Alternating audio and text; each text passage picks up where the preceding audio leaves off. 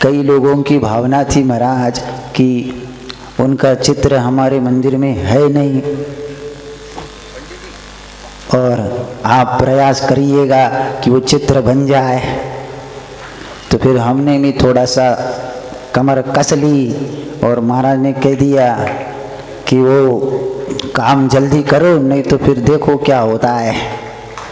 और उन्होंने प्रयास करके कमेटी ने, और वो अज्जू भाई और संभव, सबसे ज़्यादा योगदान रहा वैभव का।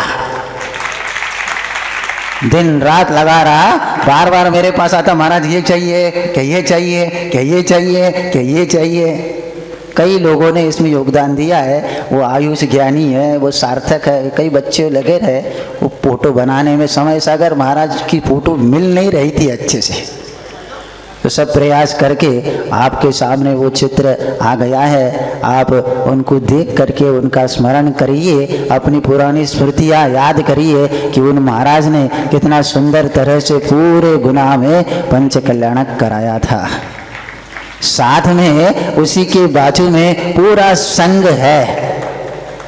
जो फेरी चल रही थी, फेरी में जो माताजी आरिकाए और मुनि महाराज चल रहे थे पूज्य निर्यापक श्रवण समय सागर जी के साथ, ऐसा पूरा दृश्य उसमें दिखाने का प्रयास किया है। और वह आज आपके सामने उसका चित्र अनावरण किया गया है। हमारे ज्येष्ठ मुनिराज समय सागर महाराज, इन्होंने वस्तुत जिस समय आचार्य महाराज दीक्षित होने के बाद पूज्य ज्ञान सागर महाराज जी के साथ रहते थे, उस समय यहाँ से परिवार पूरा सदलगा से चौके लगाने एक एक महीने तक वहाँ जाता था और खूब उत्साह से चौका लगा करके अपना पुण्य का अर्जन करते थे। उसी समय एक बार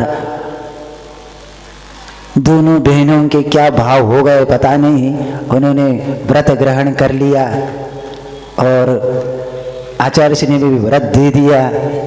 जैसे ही दोनों बहनों ने व्रत ले लिया, माँ कहती है पति से कि हम भी व्रत ले रहे हैं।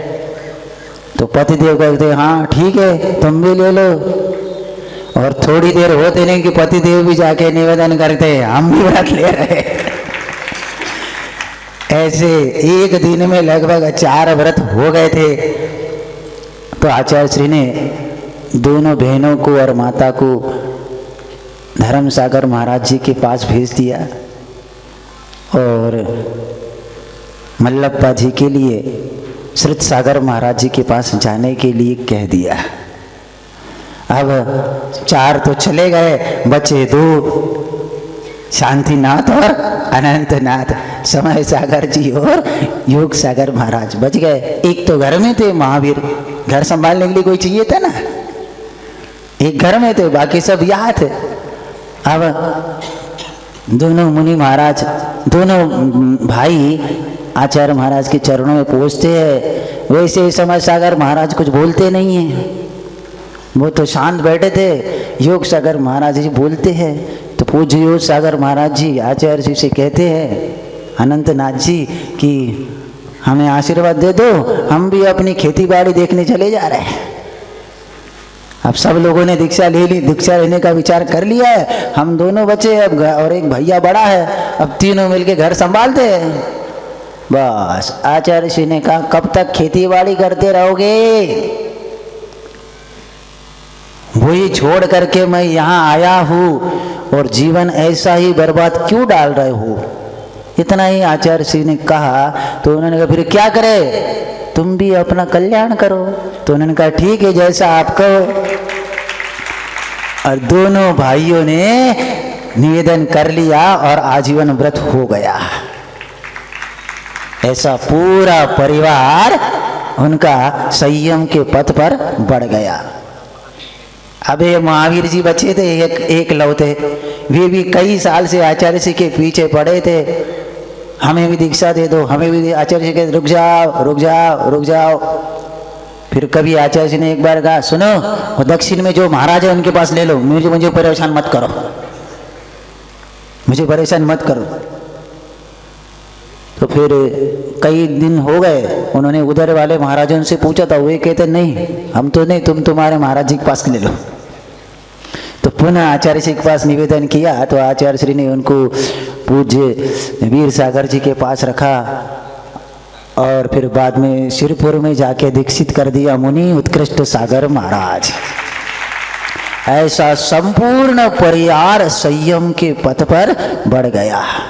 आपने नाटक में देखा होगा निष्कलंक आत्मा में कैसा पूरा परिवार दीक्षित होने के लिए गुरु जी के पास पहुंच गया था। ऐसे पूज्य समय सागर महाराज जी का एक दृष्टांत मुझे उनकी बहनों ने सुनाया था, वो याद है, सुनाओ क्या? घर में पूरा धार्मिक वातावरण रहता था। प्रतिदिन मल्लप्पा जी शाम के समय छड़ाला ग्रंथ का स्वाध्याय करते थे और उस समय इस समय सागर महाराज सबसे छोटे घर के बालक थे, शांतिनाथ, जिसकी उम्र लगभग 2.5-3 साल की होगी। और शाम के समय स्वाध्याय चलता था, छड़ाला हो गई। दूसरे दिन सब बाद में स्वाध्याय के बाद सब अपने अपने कामों में व्यस्त हो गए। दूसरे दिन घर के अंदर दहलान में मूंगफली सूख रही थी। क्या सूख रही थी? मूंगफली। वहाँ खेती सबके घर में थी, तो घर में मूंगफली की खेती होती थी, तो मूंगफली वो ला करके घर में सूख रही थी। तो उस बालक ने, छोटे से बालक ने, जिसका नाम शांतिनाथ था, 3 साल का, उसने एक मूंगफली ली होगी, उसको फोड़ दिया। फोड़ने के बाद उसको अंदर जो मूंगफली निकली उसका भी छिक्कल निकालने लग रहा था। तो छिक्कल निकालते निकालते उसके पूरे नाखून के अंदर वो छिक्कल जो होता है वो सब भर गया और नाखून इतने दर्द करने लगे कि वो रोने लगा भाई। तो रोते तो शांता स्वर्णा देखती, क्या हो गया तुम्हें? जे देखो क्या हो गया, तोतली भाषा में बोल रहे थे वह। फिर ऐसा क्यों करते हो? फिर वो कल अन्ना ने बताया था ना, अंतर अप्पा भाई अप्पा, 3 प्रकार की आत्मा का वर्णन छड़ाला ग्रंथ में आता है, अंतरात्मा, बहिरात्मा और परमात्मा। तो उसका वर्णन करते समय मल्लप्पा जी ने कहा था, ये बादाम है, बादाम, ये बादाम का जो ऊपर का छिक्कल है ये है बहिरात्मा। कड़ा कड़ा जो छिक्कल होता है वो बहिरात्मा है। अंदर ये जो मगज बादाम निकली है, इसका जो लाल लाल जो छिक्कल है ये अंतरात्मा है। और छिक्कल निकलने के बाद जो सफेद सफेद शुक्ल लेशा के समान जो बादाम शेष रही है उसको कहते हैं परमात्मा। ऐसा एक दिन पहले मल्लप्पा जी ने सब परिवार को उदाहरण सहित समझाया था। अब वो बात उस समय सागर अनंत शांतिनाथ के दिमाग में थी। दूसरे दिन जैसे ही उसने मूंगफली निकाली, उसको फोड़ करके उसके छिक्कल निकाल करके जैसे रोने लग गया। क्या, क्यों ऐसा किया तुमने? वो कल मल्लप्पा अन्ना ने बताया था, जे बैरप्पा, ये अंतरप्पा और जे परमात्मा। मतलब 3 साल के उस शांतिनाथ के मन में वो आत्म कल्याण का बीज लगभग तीसरी का इतनी छोटी उम्र में डाल दिया गया था कि आत्मा करने के लिए अपने लिए परमात्मा ही एक उपादेय होते हैं। बहिरात्मा को हमेशा छोड़ने योग्य है। बहिरात्मा की चिंता को त्याग करने योग्य है। हम ये कह रहे थे कि उस बहिरात्मा का अर्थ होता है जो हमें जो बाहर जो शरीर मिला है, इसको इस शरीर के ही सुख के लिए जो प्रयास किया जाता है उसको कहते बहिरात्मा। देह जीव सो एक गिने, बहिरात्म तत्व मुधा है। मतलब शरीर को ही जिसने आत्मा मान लिया है उसको बहिरात्मा कहते हैं। शरीर के लिए ही जो 24 घंटे प्रयास करता है, कष्ट करता है, शरीर के सुख की ही जो इच्छा रखता है, उसको बहिरात्मा कहते हैं। किंतु जो अंतरंग में एक आत्मा बैठी है, जिसको अनंत काल से कर्म चिपके है, और जिसे ये विश्वास हो गया कि ये कर्मों का बंधन मैं तोड़ सकता हूँ, कर्मों का नाश मैं कर सकता हूँ, और मेरे अंदर भी वह बीज है जो मैं परमात्मा बन सकता हूँ, ऐसा विचार जिसके अंदर आता है और वह बहिरात्मा की चिंता छोड़ने लग जाता है, उसको कहते अंतरात्मा। और जिस समय ये अंतरात्मा इस विकारों को, कषायों के विकारों को, पापों के विकारों को, कर्मों के विकारों को नाश करने लगती धीरे धीरे धीरे, तो फिर एक दिन वह शुक्ल लेशा के समान वह परमात्मा प्राप्त कर लेता है।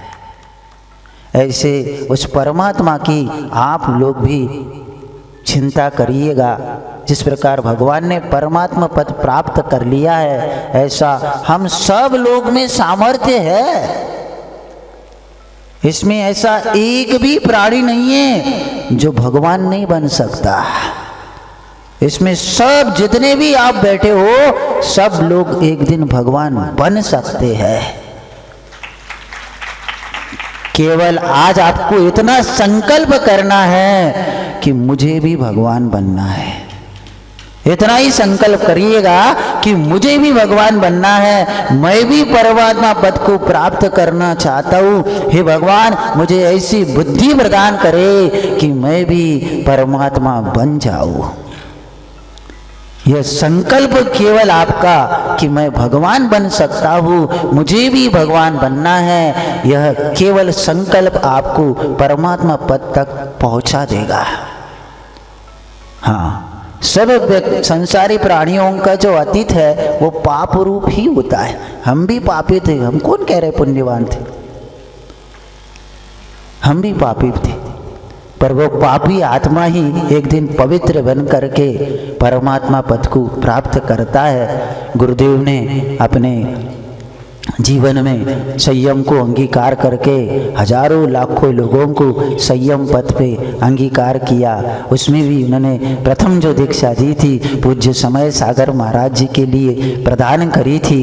समय सागर महाराज जी की आप कभी उनके पास बैठे हो तो आपको पता लगेगा कि उनकी कितनी सुंदर, मतलब ऐसा संयम का उपहार है उनके अंदर, ऐसी उनकी चर्या है, ऐसा उनका ज्ञान है कि देखते ही बनता है। ऐसा कूट कूट के वैराग्य भरा है। जिस समय शुल्लक दीक्षा हुई थी तो शुल्लक दीक्षा में इनका चौथा नंबर था। सबसे बड़े थे नियम सागर जी, प्रवचन सागर जी नाम के एक साधक थे, उन्हीं की सदलगा के गांव के। दूसरे क्रम के थे नियम सागर जी, तीसरा क्रम था योग सागर जी का, और चतुर्थ क्रम था शुल्लक जी का, समय सागर जी का। पर पता नहीं गुरुदेव के मन में क्या बात आ गई। एक दिन द्रोणगिरी क्षेत्र पर निवास कर रहे थे पूरा संघ। एक दिन भक्ति हो गई और भक्ति के बाद सामायिक हो गई। सामायिक होने के बाद आचार्य जी की रात में शुल्लक जी वैयावृत्ति करने लगे। दो शुल्लक जी अपने कमरे में थे, दो शुल्लक जी आचार्य जी की वैयावृत्ति करते। आचार्य जी उसी वैयावृत्ति करते करते उठ के बैठ गए और पूछते शुल्लक जी से, 4 नंबर शुल्लक जी कहाँ है? तो शुल्लक जी धीरे से कहते, वो अपने कमरे में है। बुला उनको। अब जी चले गए बुलाने। शुल्लक जी को आचार्य जी जाके वो शुल्लक जी जाके पूछते, आपको आचार्य जी याद कर रहे हैं? तो शुल्लक जी धीरे से पूछते, क्या हो गया? दूसरे शुल्लक जी, हमें नहीं पता, आचार्य जी ने बुलाया है। रात में बोलते नहीं, धीरे से ऐसे। शुल्लक जी तो श्रावक तो है ही वो, इसलिए धीरे धीरे काम चलते रहता है। तो वो चले गए आचार्य जी के पास। आचार्य जी नमोस्तु। आचार्य जी कहते हैं कल सवेरे केस लो, कल लियो जल्दी से। होते आचार्य जी अभी 2 महीने ही पूरे नहीं हुए। वो कहते हैं अभी 2 महीने पूरे नहीं हुए, अभी तो केस लॉन्च किए थे। आचार्य जी ना आपको केस लॉन्च करना है सवेरे। अब क्या हो गया? अब ये पहुंचते अपने कमरे में तो योग सागर महाराज जी छेड़ देते, क्या हो गया? मुझे क्यों केस लो? समय सागर जी कहते हैं मुझे केस लॉन्च क्यों दिया?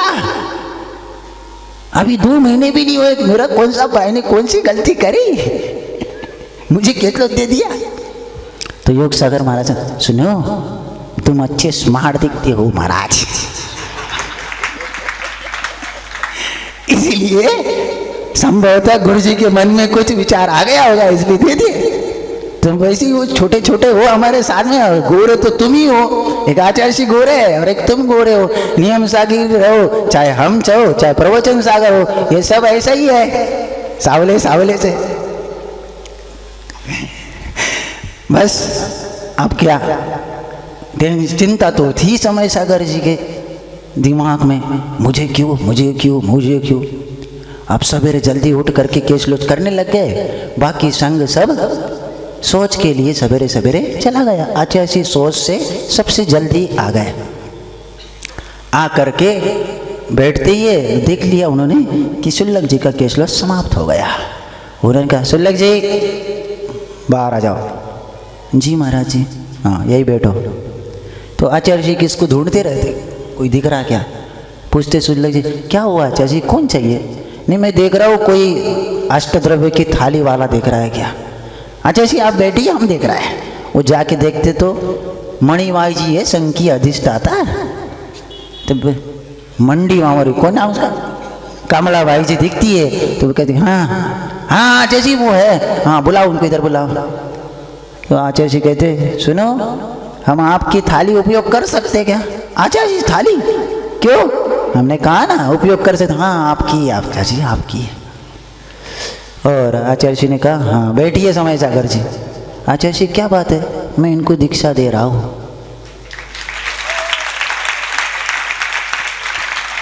तो भाई जी कहती है अरे आचार्य जी यह तो कोई आदमी नहीं है, महाराज नहीं है, कोई लोग नहीं, कोई तंबू बिंबू कुछ नहीं है, ये क्या है? तो आचार्य जी कहते मुनि महाराज तो हूँ मैं, दीक्षा देने वाला हूँ और दीक्षा लेने वाला है, और तीसरे की क्या हो सकता है? बस वो थाली ले करके वहाँ खड़ी थी बाई जी, इधर आचार्य जी संस्कार कर रहे हैं। और थोड़ी देर तब तक संस्कार चलते चलते एक एक महाराज पीछे से आके बैठते रहते। योग सागर जी है, नियम सागर जी पीछे दूर ही बैठे रहते, देखते दीक्षा का कार्यक्रम। अरे ये क्या हो रहा है? योग सागर महाराज जी नियम सागर हमें क्यों नहीं, हमें क्यों नहीं, इनको अकेले को, ये तो छोटे थे इनको पहले दे दी, हम तो कब से निवेदन कर रहे थे मुनि दीक्षा दे दो, इनको दे दी। तो नियम सागर शांत रहो, अभी वो जान दो, अपन बाद में जाते आचार्य जी पूछते। ऐसे गुरुदेव ने सबसे प्रथम समय सागर महाराज जी के लिए दीक्षा देकर इस मुक्ति का मार्ग उनका खोल दिया था। और वे मुनि महाराज हमारे गुना नगर में आपकी प्रतिष्ठा करने पधारे थे। बहुत कोमल प्रकृति के महाराज है, इतने लघु है, इतने लघु है, बहुत लघुता है उनमें, कभी अभिमान नहीं, कभी छल पकड़ नहीं, कुछ नहीं, बिल्कुल सरल महाराज। हमारे संग में पूज्य महासागर महाराज जी को एक बार बुखार आ गया, 106-160 डिग्री मलेरिया। मैं उनकी वैयावृत्ति कर रहा था तो लघु शंका के लिए मैं ले गया महाराज को पकड़ के, लघु शंका करके आए और मैं कुछ काम में व्यस्त हो गया था। और महाराज देखने आए थे, पूज्य समय सागर जी महासागर जी को देखने आ रहे थे। तो उनको लग रही थी ठंडी, तो पूज्य समय सागर जी ने, महाराज जी ने एक कपड़ा हुआ पड़ा हुआ होगा, उन्होंने उठाया और महासागर जी के पैर पोंछने लग गए। इतनी लघुता, मतलब मैं वहां था, कह सकते थे मुझे महाराज इनके पैर पोंछ दो, इनको ठंड लग रही, पर उन्होंने ये नहीं सोचा। उन्होंने सोचा ये तो मुनि महाराज है, इनकी वैयावृत्ति करना मेरा कर्तव्य है। उन्होंने स्वयं लेकर के स्वयं मुनि महाराज के पैर पोंछ दिए। ऐसी लघुता सागर महाराज जी हैं, जो जितना लघु बनता है वो उतना सिद्ध पद को जल्दी प्राप्त करता है। आप भी गुनानगर वालों इस बहिर आत्मा की चिंता करना थोड़ी कम करो, अपनी आत्मा की चिंता करना प्रारंभ करो, तो आपको भी वो आनंद शीघ्रता से आएगा और आना चाहिए। ऐसे मैं आपके सामने भावना रखता हूँ और आप भी उस सिद्ध पद को प्राप्त करें। इतना कहकर अपने शब्दों को विराम देता हूँ। पूज्य समय सागर जी महाराज की, गुरुवराचार्य विद्यासागर जी महाराज की निश्चित रूप से लघुता की एक मिसाल आचार्य श्री की कृपा से तैयार हुए मुनि समय सागर जी महाराज। तो मैं समझता हूँ उसी लघुता की दूसरी मिसाल यहाँ ये दो मुनि महाराज विराजमान हैं। बड़े महाराज जी एक दिन कह रहे थे कि हमने जो ज्ञान अर्जन किया वो निर्यापक शमन मुनिवर श्री समय सागर महाराज से किया, तो जैसी सरलता उनके अंदर है वैसे ही सरलता मुनिवर श्री आगम सागर जी महाराज और पुनीत सागर जी महाराज में देखने को मिलती है। महाराज जी ये पूरा गांव नहीं शहर आपके समागम से इतना पुलकित है, उनको लग रहा है महाराज जी हमारे गांव ही में बस जाएं। पर हमें इतनी उम्मीद तो 100% है कि इस भक्ति के प्रभाव से महाराज कम से कम 2-3 महीने तो यहाँ पर रुकेंगे, इसमें कोई संदेह नहीं है। ये पूरा साल गुना के नाम निवेदन वो जो बड़े महाराज जी से हम सबके लिए धर्मोपदेश। नमोस्तु महाराज जी। ओम नमः सिद्धेभ्यः, ओम नमः सिद्धेभ्यः, ओम नमः सिद्धेभ्यः। चिंतामणि पारसनाथ भगवान की, 24 तीर्थंकर भगवान की, आचार्य गुरुवर विद्यासागर मुनि महाराज की।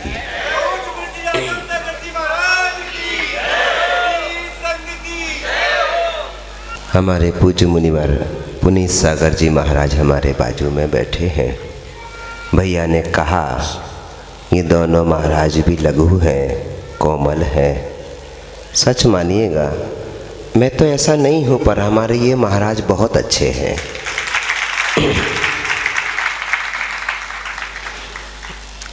इनकी साधना हमसे कई गुना अच्छी है, इनका ज्ञान भी हमसे कई गुना अच्छा है। फिर भी ये रत्नत्रय की विनय करने में कभी कमी नहीं करते। प्रतिदिन प्रातः काल की बेला में जब महाराज और हम दोनों मिलकर के अपनी 24 तीर्थंकर भगवान की स्तुति कर लेते हैं, उसके बाद महाराज फिर हमें प्रणाम करने को आते हैं। प्रणाम दूर से भी हो सकता है, हाथ जोड़ करके भी हो सकता है, लेकिन वो चरणों का स्पर्श करते हुए प्रणाम करते हैं।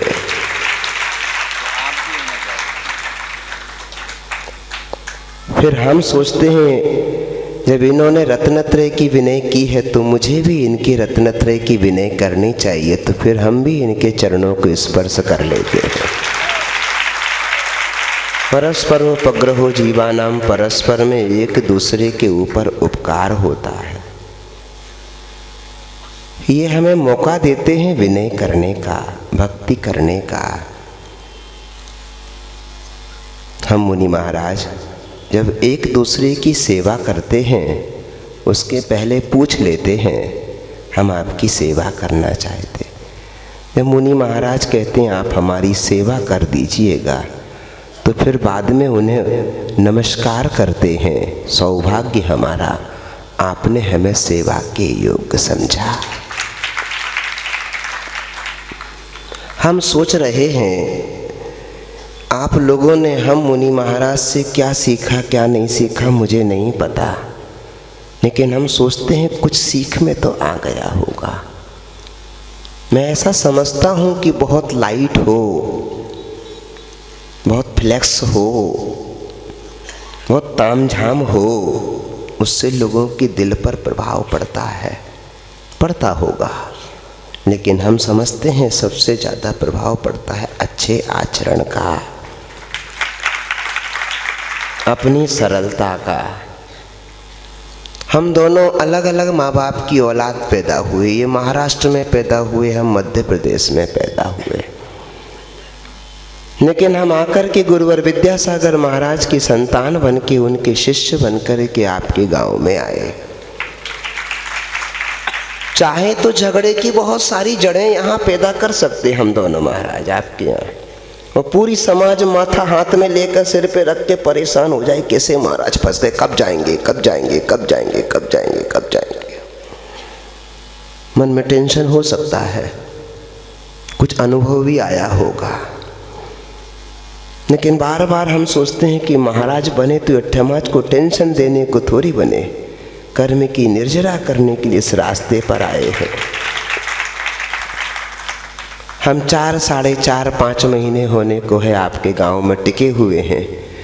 कुछ लोग माला भी फेरे, कब जाएंगे, पर जा ही नहीं रहे।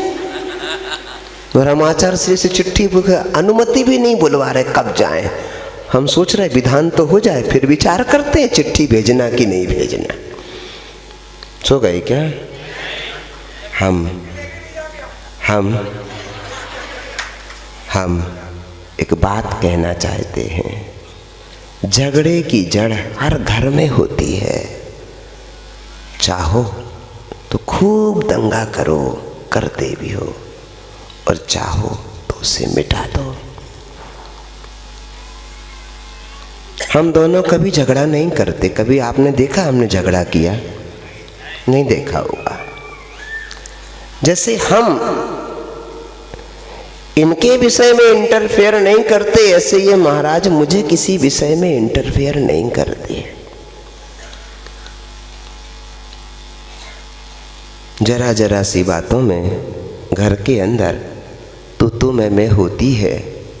बहुत सी ऐसी बातें होती जिनमें हमें इंटरफेयर नहीं करना चाहिए, लेकिन हम जानबूझ करके, हम बड़े हैं हमारी सुनना चाहिए, हम क्रोधी हैं हमारी सुनना चाहिए, हम मानी हैं हमारी सुनना चाहिए, हम लोभी हैं हमारी सुनना चाहिए, ये कह कर के घर में कुछ ना कुछ बात रख देते, और जैसे ही पूरी नहीं होती त्यों ही माथा तमतमा जाता है, क्रोध बढ़ जाता है, और उससे कर्मों का आश्रव बढ़ जाता है। हमारे पास पेशेंस नहीं होता कि हम सामने वाले की बात को सुनकर के इग्नोर कर देवें। यदि इग्नोर कर दें तो गुस्सा नहीं आएगा। पहली बात तो हम अपने आप को जो नहीं समझे हैं, उस नहीं समझ के कारण गड़बड़ हो जाती है। क्रोधी, मानी, मायावी, लोभी होकर के हम जब भी किसी के ऊपर अपनी वाणी का प्रहार करते हैं, त्यों ही हम चाहते हैं कि हमारे अनुसार ही सब हो जाए। सो गए क्या? सो गए? बोलो महावीर भगवान की। घर के झगड़े ऐसा नहीं है घर में कर्म नहीं बनते। हम जितने दोनों मुनि महाराज मिलकर आपको कथाएं सुनाते हैं, वो सब घर में ही तो रहते हैं। संतों और सन्यासी की कथाएं तो बहुत कम होती हैं। गृहस्थों की कथाओं, पशुओं की कथाओं के आधार पर लोगों के जीवन में ये मत करो, ये कर लो, ऐसा उपकार का, परोपकार का सारा वर्णन, व्याख्यान इसी में चलता रहता है। कोशिश करिए, जिस घर में आप रहते हैं, यदि किसी से अपराध हो जाए तो माफ करने का भाव भी बनाइएगा। जिसके मन में क्रोध था, मान थी, माया थी, लोभ थी, वो व्यक्ति अपने आप को नहीं पहचान रहा है, इसलिए अपना शासन चलाने की कोशिश करता है। हमारे गुरुदेव कहते हैं, जो अनुशासन में रहता है उसको किसी भी शासन करने की जरूरत नहीं पड़ती, बल्कि पूरी दुनिया उसके सामने शासन के समान वचनबद्ध, मनबद्ध, कायबद्ध होकर के रहती है। हम यदि अच्छे हों तो दूसरा अपने सामने अच्छा ही बन जाता है। हम लोगों के सामने आपका मन तीव्र नहीं होता, क्रोध में नहीं जाता, मान माया लोभ में नियंत्रित रहता है। बोलता है आपकी संगति का असर है। क्या ये संगति आप अपने घर में नहीं बना सकते? जिनके साथ उठते हैं, बैठते हैं, समझते हैं, जानते हैं, जब तुम्हें मालूम है कि ये सेंटेंस बोलते ही कैसेट चालू हो जाएगी और इतने मिनट के बाद रुकेगी, तो वो बात क्यों कहते हो? काहे को कैसेट चालू करवाते हो? हर व्यक्ति को मालूम है कि हमारे घर में इनका कितने डायलॉग बोले जाएंगे इतना बोलने के बाद में, फिर वही डायलॉग क्यों बुलवाए जाते हैं? हमें ही चाहिए हम वो शब्द ना उखाड़े जिनसे मदद होती हो।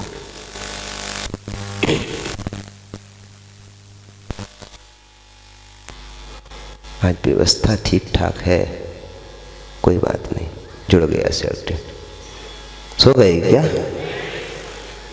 हमारा बार बार आपसे कहना है, जब आपको पता है इस बात से महाभारत होती है, उसको वही रोक दीजिए। समझदार आदमी कभी भी कुत्ते के समान आचरण नहीं करता।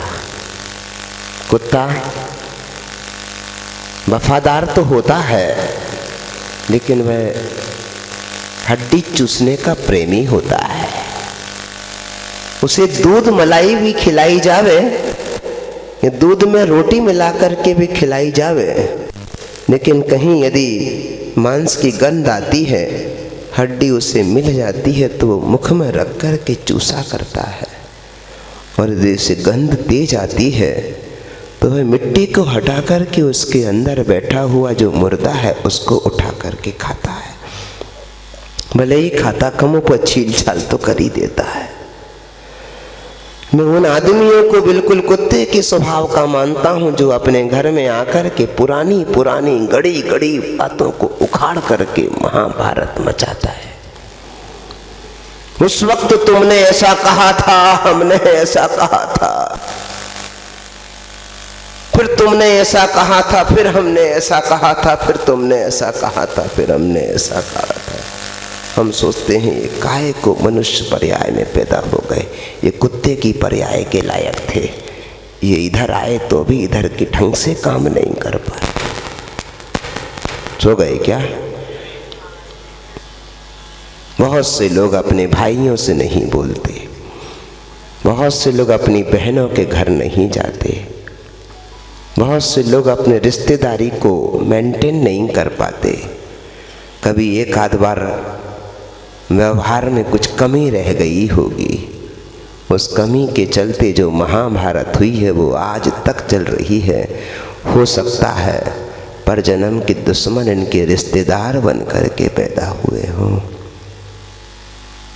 यदि आप साधु की संगत में हैं, जिनवाणी की संगत में हैं, गुरु की संगत में हैं, प्रभु की आराधना करते हैं, तो आपके जीवन में भी कुछ ना कुछ विचार साधु की संगत के, जिनवाणी की संगत के, प्रभु की वाणी की संगत के आना चाहिए। वो विचार कैसे हों? वे विचार हों कि हम अपने जीवन में लड़ाई झगड़े बढ़ जाए ऐसी बात ना कहें। शांति स्थापित हो, प्रेम स्थापित हो, भाईचारा स्थापित हो, मैत्री भाव स्थापित हो, ऐसे परिणाम को करिएगा। और उस परिणाम के अनुसार ही अपनी बोलचाल को, अपनी काया के परिस्पंदन को बनाए रखिएगा।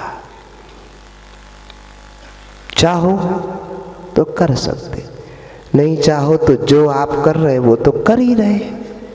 थोड़ी थोड़ी देर में मान भड़क जाता है, थोड़ी थोड़ी देर में माया भड़क जाती है, थोड़ी थोड़ी देर में क्रोध भड़क जाता है। बस यही लड़ाई झगड़े की चाबी मैं समझता हूँ। जिस आदमी को अपने जीवन में वैराग्य से वास्ता होता है, प्रभु से अपना वास्ता होता है, गुरु से अपने को रास्ता मिला हुआ होता है, वह पल पल पग पग भड़कता नहीं, बल्कि भड़की हुई आग में घी ना डाल करके उसको बुझाने का पुरुषार्थ करता है। ऊपर से जा रही है आज क्या? नहीं, कोई सोचा अब कल किसके घर रोटी खाने गए थे महाराज, पहले उसका नाम बताओ। हाँ, वो 2 बहनें बैठी उनके घर गया था, इसीलिए मीठा बोल रहे हैं। भैया जी कह रहे इसीलिए मीठा बोल रहे हो। हमारी बात यदि आपके दिल को लगी हो तो एक ही चीज चाहता हूँ, ऋण, हत्या और बैर ये जन्म मरण के बढ़ाने के साधन हैं। ऋण, हत्या और बैर ये जन्म मरण के बढ़ाने के साधन हैं। ऐसे भी रिश्तेदार यहाँ बैठे होंगे जो किसी के यहाँ शादी में जाने के लिए कार्ड का इंतजार कर रहे होंगे। 100 रुपए का कार्ड अब छपा हुआ आ जाए और वो बुलाने आ जाए, फिर जाऊंगा। और मैं ऐसा आदमी अपने विचार रखता हूँ जिसके यहाँ मुझे जाना हो तो मैं सोचता हूँ नहीं बुलाया है तो भी उसके यहाँ बगैर बुलाए जाने की क्षमता रखता हूँ। मैं सोचता हूँ 100 रुपए के कार्ड में वो वैल्यू नहीं है जो मेरे जाने में वैल्यू है। उसका मन कितना प्रफुल्लित होगा। नहीं, हम कैसे चले, उन्हें बुलाया नहीं। जिस आदमी ने अपना मान मारा हुआ होता है उससे समझ में आता है कि मान को मारने की कीमत क्या है। जो मान मारता है वह विनयवान होता है, जो विनयवान होता है वो सिर पर बैठता है, वो आवाज नहीं करता।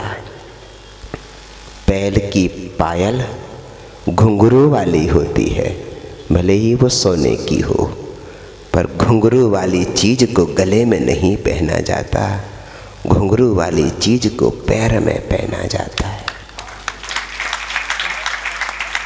यदि आप अपनी जिंदगी में क्षमा धर्म के साथ जीते हैं, विनय धर्म के साथ जीते हैं, तो लोग तुम्हें गले में रखेंगे अथवा सिर पर रखेंगे।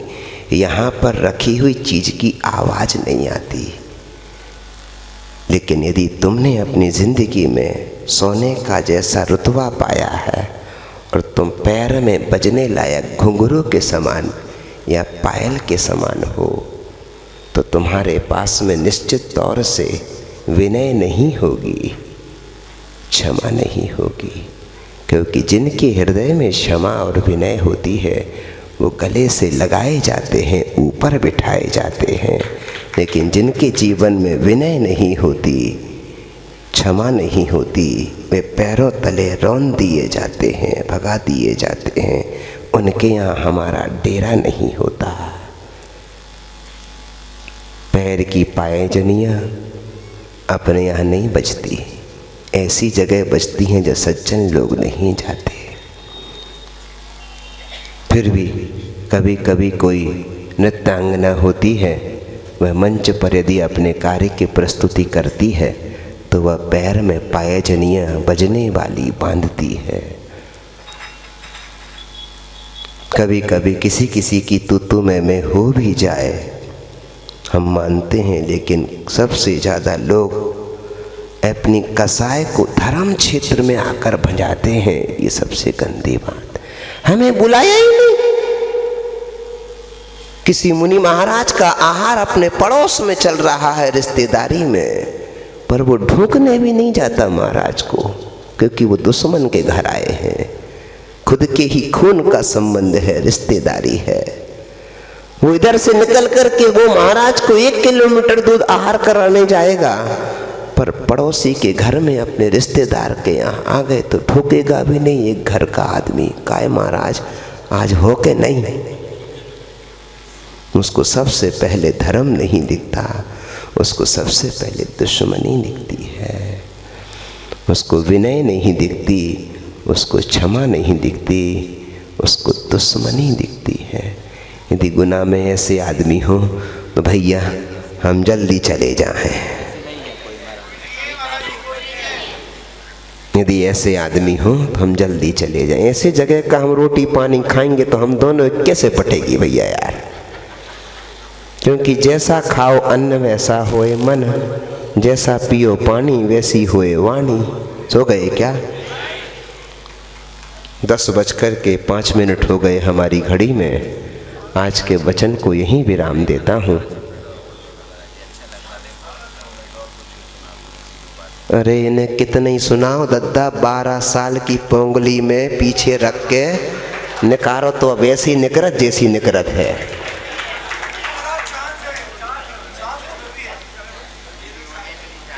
कुछ गलत कही हमने कहा? महाराज कह रहे बुंदेलखंड में बोलो। हम हिंदी में सुना रहे महाराज कि 12 साल भी पोंगली में रखी जाए उनकी पूंछ को चमेली का तेल लगा करके और निकालो तो 12 साल बाद वैसे ही निकरत जैसी हती। हमारी मेहनत पानी न फिर जाए जाकी बहुत चिंता है मुझे।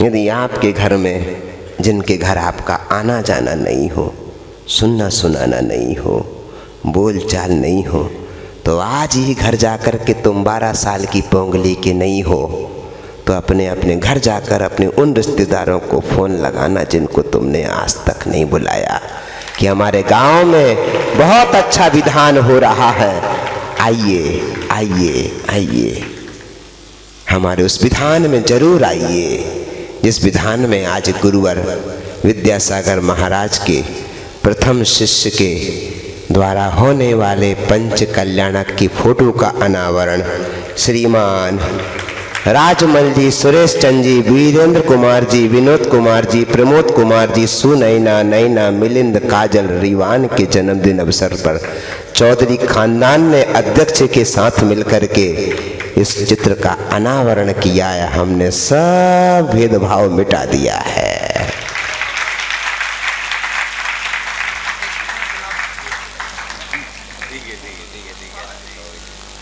क्या कह रहे? तेरे को बुलाया था मैंने, तुझे यहां से वहां तक भेजा था, बुला रहे वो। इसी चक्कर में महाभारत होती है। इतने झुटेले आदमी हैं इस गांव में भी, घर में साड़ी पूछा दी नहीं, आई नहीं।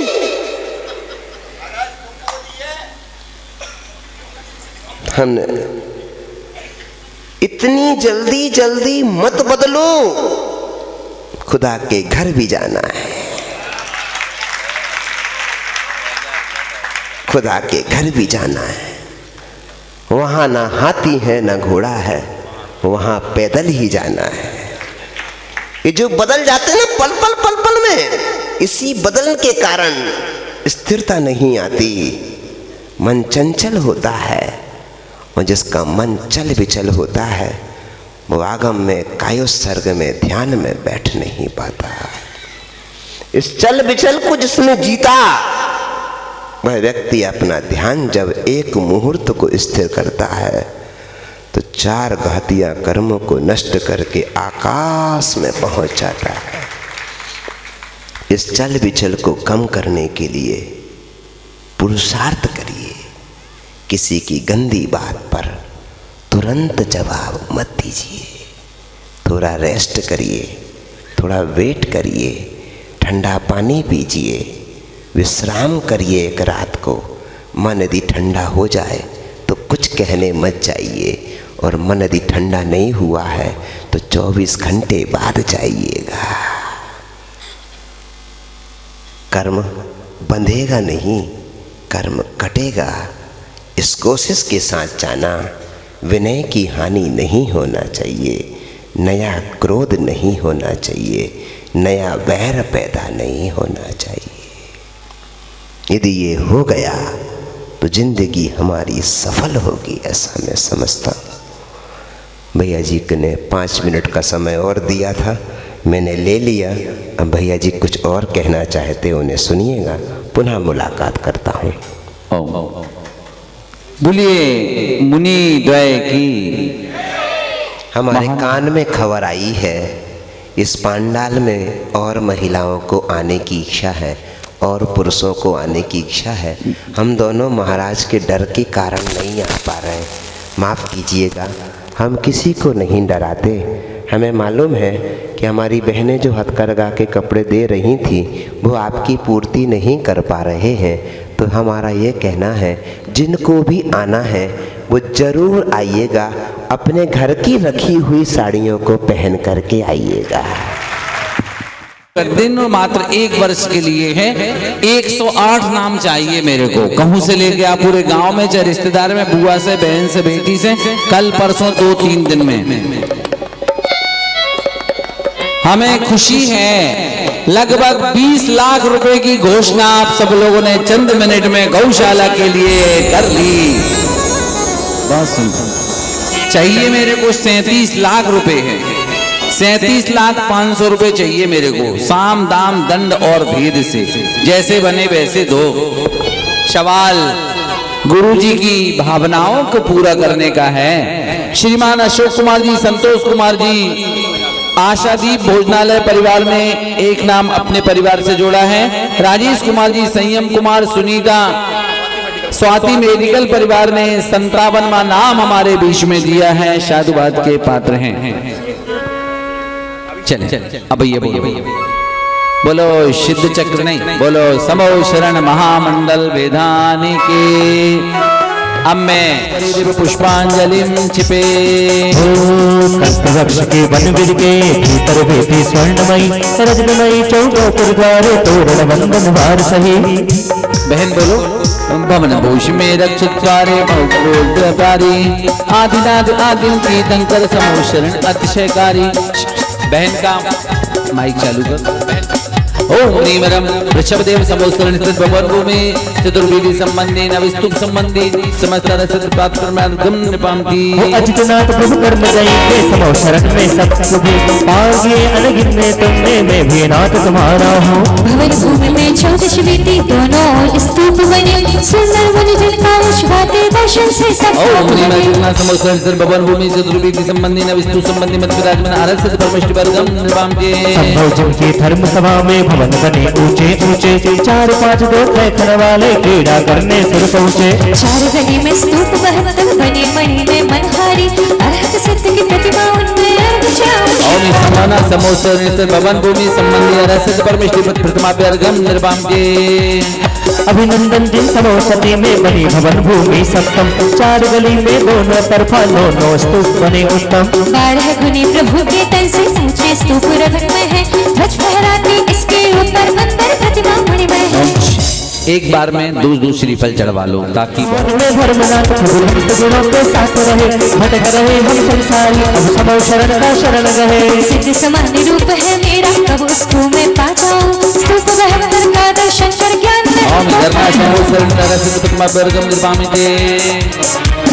शांति विधायक शांति नाथ है रशुभ सेन तप के लंदन माए के राज दुआर सुर कर मुनि करते वंदन।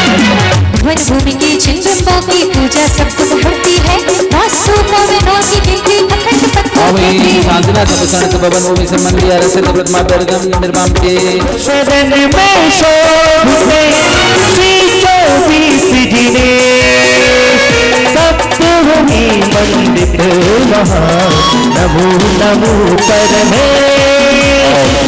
पीछे के 3 और 3 6 समोशरण के इन दिन रानियों को बुला रहा हूं मंडल की परिक्रमा करते हुए। वृषभादिक 24 जिनेश्वर शक्ति से पुष्टि चरण अष्टम वसुधा के स्वामी तव चरणों में करो नमन। सप्त भूमिया समोशरण की सप्त तत्व को दर्शाती सप्त भयों से मुक्त करे वात्सल्य अंग को सिखलाती। वैभव में समोशरण के भूल शुभ कोट बना अंतरवान स्तंभ बने हैं उनमें राज जिन प्रतिमा। 4 कूट और पंचवेदियां सबके मन को मोह रही सप्त भूमि और मंडप भूमि मंदिर की शोभ रही। पत्र मुझे सार्वभूमि में 5 शुभ महल बने आगे जिन ग्रह में 100 अतिबिंब सर्व दुष्ट हरे। धरा के श्री छिन्नवर को भाव से वंदन करियो भक्ति करके स्वयं जिनेश्वर में बोलो। द्वितीय खान का भोजिन वर के भव को जब दिखलाती, खिले पुष्प को देख देख कर चेतन कलियां खिल जाती। तीन परिक्रमा करना है आपको। आप जो अर्घ लेकर के आए हैं वो अनमोल रत्न है, उसी को चढ़ाना है और परिक्रमा करिएगा। बोलो हाँ।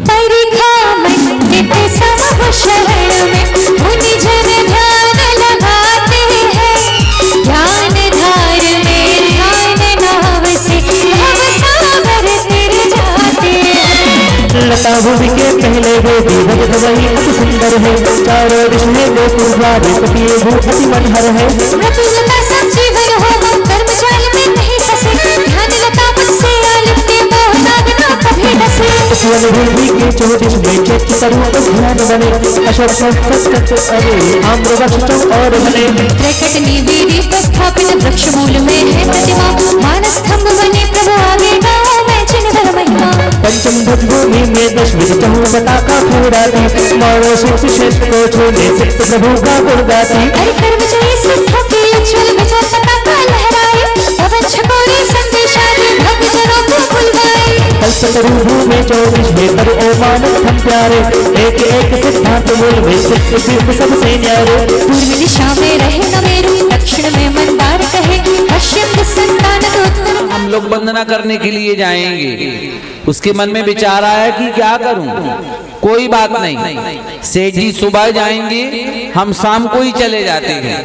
सेठ जी को बिना बताए दोनों बालक चले गए थे और कहते हैं कि गए तो पूरी वंदना करके लौट करके आ गए। माँ ने एक बात बोली थी कि बेटा जो है वो ही चढ़ा लेना। माँ के पास कुछ और नहीं था, क्या थे? ज्वार के दाने। ज्वार के दाने चढ़ा लिए। सेठ बहुत पैसे वाले थे, रत्न लेकर के गए थे और जब रत्न चढ़ाने के लिए ऊपर गए तो अबाक रह गए कि मेरे से पहले कोई वेश कीमती रत्न चढ़ा करके गया है। पूछा जाने पर पता चला कोई और नहीं, आपके ही नौकर। सेठ जी ने कहा देखा, लगता है कि मेरी संपत्ति को तुमने छुपा छुपा करके रखा है, मेरे अहंकार को चूर करने के लिए तुमने मेले से पहले ये चढ़ाए हैं। नहीं सेठ जी, विश्वास मानो। कैसे मानो? पॉकेट में कुछ बचे हैं, वो दाने नहीं चढ़ाना चाहिए थे, मैंने वो चढ़ाए। में गरीब था, मेरे पास वो ही थे, निकाल करके दो। बालकों के हाथ में आते हैं तो रत्न जैसे लगते हैं, सेठ जी के हाथ में आते हैं तो ज्वार के दाने बन जाते हैं। सेठ जी समझ जाते हैं भावों की महिमा चिंच है। श्रद्धा और भक्ति से चढ़ाए जाने वाला चावल का दाना भी, ज्वार का दाना भी रत्नों का काम कर जाता है और धक्का दे करके बहुत बड़ा दान रत्न भी कोई काम करने वाला। इसलिए यहाँ पर आओ और मान लो श्रीबल ना चढ़ पाए तो न पुजारी को अब कुछ बोल देना, न आयोजकों का कुछ बोल देना, न हमारे प्रति कुछ गलत सोच लेना कि कोई बात नहीं, व्यवस्था है। अब 2-2 हजार लोग बैठेंगे और सबको बुला करके अर्घ चढ़ाने का भाव है तो व्यवस्था थोड़ी सी तो आगे पीछे होगी। क्षमा कर देना तुम लोग मेरे को, कर तो दोगे? बोलो ना। मेरी तो पूरी जिंदगी ही लगी है क्षमा मांगते मांगते, मांगता जाऊंगा मैं तो। नहीं समझ रहे? हाँ, नहीं करना क्षमा तो कोई बात नहीं। हाँ,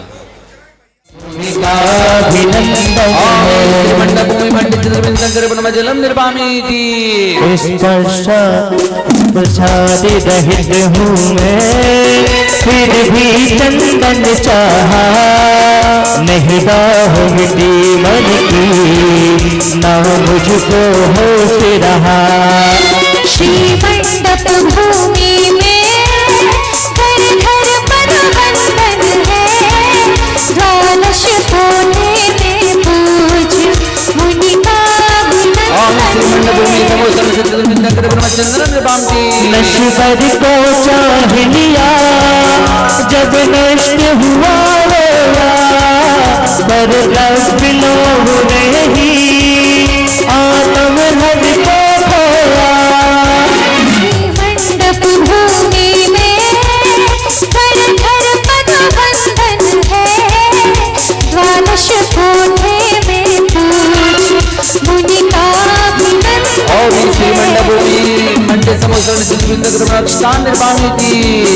विषयों की विष मदिरा मुझको बेहोश मोक्ष करे, निज आत्म निधि लूटे, जिन पर सब दुख हरे। मंडप भूमि में घर बंधन है, द्वादश कोठे में पूछ मुनि का अभिनंदन है। तो हकीकत में दुखियों का सहारा है, दुखियों का सहारा है।